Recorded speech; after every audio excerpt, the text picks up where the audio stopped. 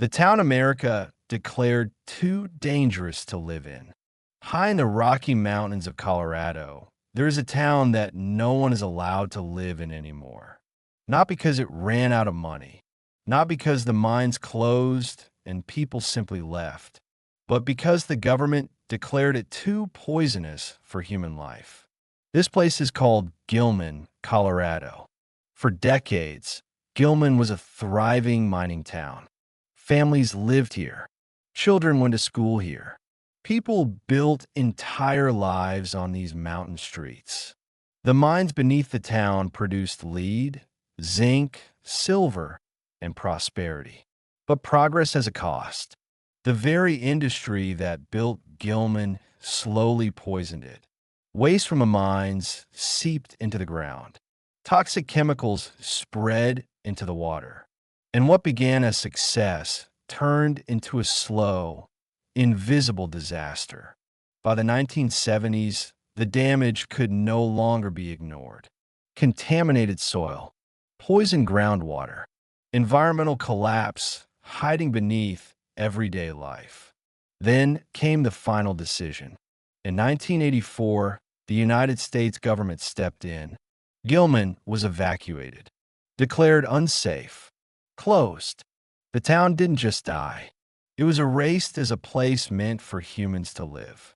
Homes were abandoned, schools locked, personal belongings left behind as people fled the place they once trusted.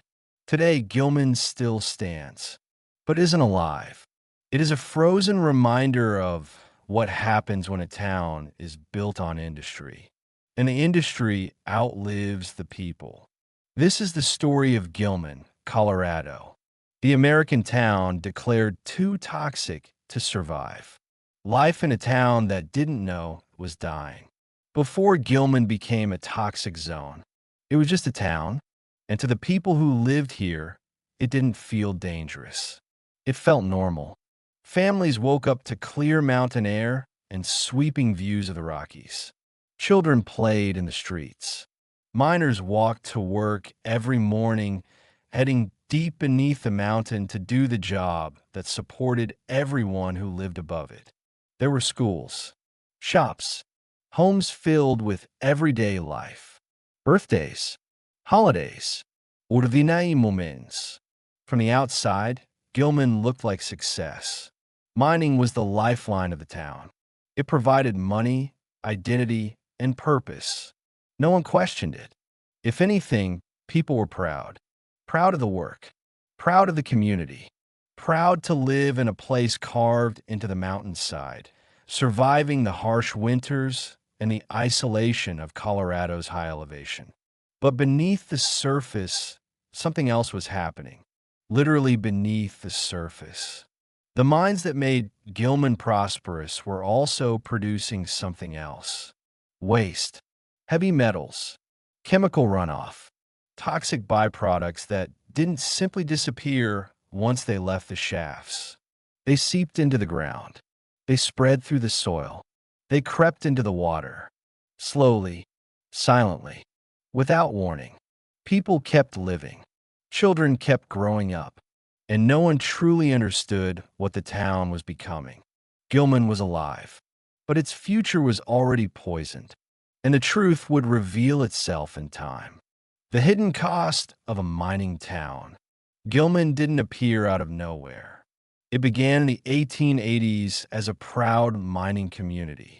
The mountains promised wealth. The mines promised stability. And for decades, they delivered. The town grew around the industry that defined it. The mines produced zinc, lead, copper, silver, and money.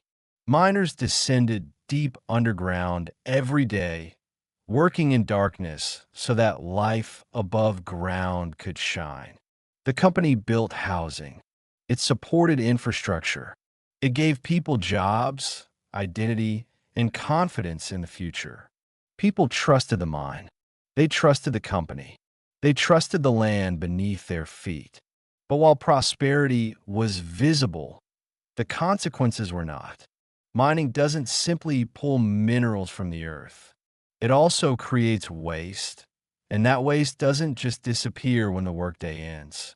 Chemical runoff, acidic water, heavy metals like arsenic, cadmium, lead, and zinc, they began to accumulate.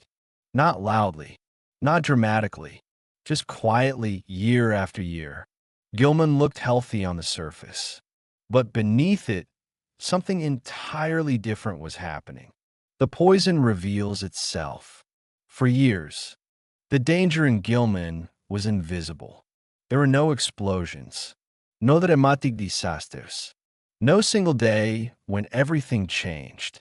Instead, there were signs, subtle at first, easy to dismiss, strange health problems, dead vegetation in places where nothing should have struggled to grow, water that didn't look quite right and didn't behave like normal water should.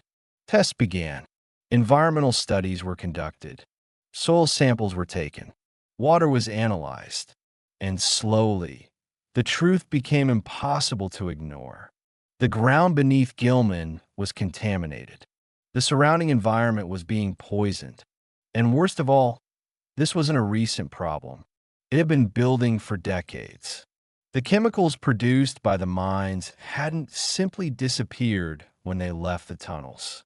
They had spread outward into streams, into soil, into areas far beyond the town itself. The very foundation of Gilman was toxic. What began as concern turned into alarm. What began as suspicion turned into evidence. And when the government finally reviewed what was happening here, the decision came with absolute clarity. Gilman wasn't just unhealthy. It was dangerous. Dangerous to live in. Dangerous to remain in. Dangerous to keep pretending everything was fine. The town that had been built on industry was now being consumed by the consequences of it. And the people who lived here were about to learn that their home, once safe, once full of life, was no longer a home at all. Science versus denial. When testing began, there was resistance. Some people didn't believe the reports. Some didn't want to believe them. How could a town that looked so peaceful be dangerous? But the science kept coming. Tests revealed toxic groundwater flowing toward surrounding areas. Water near the Eagle River Basin showed contamination far beyond safe limits. The soil around Gilman was laced with dangerous heavy metals. This wasn't theoretical risk. It was measurable danger. Experts warned that the contamination was not temporary.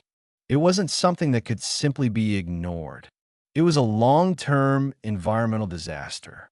And the longer people stayed, the greater the risk became. Eventually, doubt had nowhere left to stand. Gilman wasn't sick. Gilman was hazardous. Evacuation, the day Gilman ended. When the truth about Gilman could no longer be argued, the decision was made, not by the town, not by the mining company, but by the United States government. Gilman was no longer safe. In 1984, the Environmental Protection Agency placed the entire region on the national priorities list, the highest level of environmental danger in America. The land beneath Gilman, the water flowing near it, and the ground surrounding it were officially classified as hazardous. That's when reality changed. This wasn't a recommendation. It wasn't a suggestion. It wasn't maybe you should leave. It was an order. People had to go. Families were told their homes were no longer homes. Schools were closed. Businesses shut down. Lives that had been built here for generations were suddenly declared incompatible with survival. Some resisted. Some argued. Some refused to believe that the town they trusted was killing the land around it. But the science didn't care about denial. And the government didn't leave room for negotiation. Gilman was evacuated. Not slowly. Not naturally. Not by economic decline or fading relevance. It was pulled off the map by force of necessity. People packed what they could. They left furniture behind. They left photographs, belongings, pieces of personal history that were never meant to be abandoned. They left their town. Soon after, fences went up. Signs appeared. No trespassing. Hazardous site. Do not enter. Gilman didn't become a ghost town because people lost interest. It became a ghost town because it was declared unsafe for human life. A town that once felt strong was revealed to be fragile. A community that once felt proud was told that pride had a price. And in the end, Gilman didn't just fade away. It was ended, leaving a life behind. Evacuation is not just a relocation. It is loss. People didn't just leave houses. They left childhood bedrooms. They left wedding memories. They left identities built over generations. Some packed quickly. Others walked through empty rooms in silence, trying to understand how a place that once meant safety could suddenly become a threat. Doors were locked, windows closed, and a town full of stories was sealed in time. No farewell ceremony, no final celebration, just quiet departure and an empty place left behind. Gilman today, decades later, Gilman still stands, but it is not free. Fences remain. Warning signs remain. The designation of hazardous Superfund site remains. Cleanup efforts have taken years. Some damage has been controlled, but toxins do not disappear easily.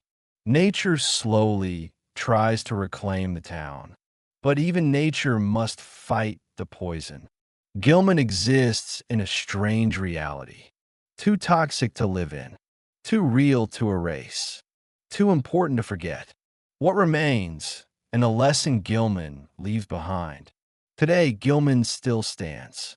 High in the mountains, its streets are quiet. Its houses still hold furniture, peeling wallpaper, and broken reminders of everyday life. Its school sits empty. Its buildings remain, not reclaimed by nature, not bulldozed into the ground, just frozen. A town without people. A place that looks alive from a distance, until you step closer and realize it isn't living at all. There are fences around Gilman now. Warning signs. Legal threats for trespassing. The danger hasn't disappeared just because time has passed. The poisons that built this tragedy don't fade quickly. They linger. And that's what makes Gilman different from so many other ghost towns. It didn't die from economic collapse. It didn't vanish because the gold ran out. It wasn't destroyed by fire or swallowed by the desert or abandoned after war.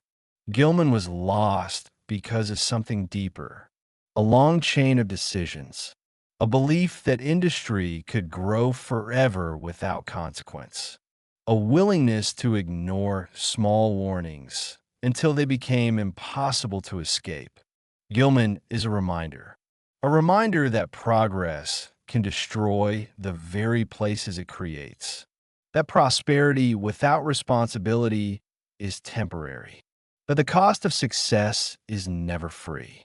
Today, Gilman exists in a strange state between life and erasure. A ghost town not because time forgot it, but because time revealed the truth about it. Gilman, Colorado stands as a warning carved into a mountainside. A town America had to abandon not because it failed, but because it became too dangerous to survive.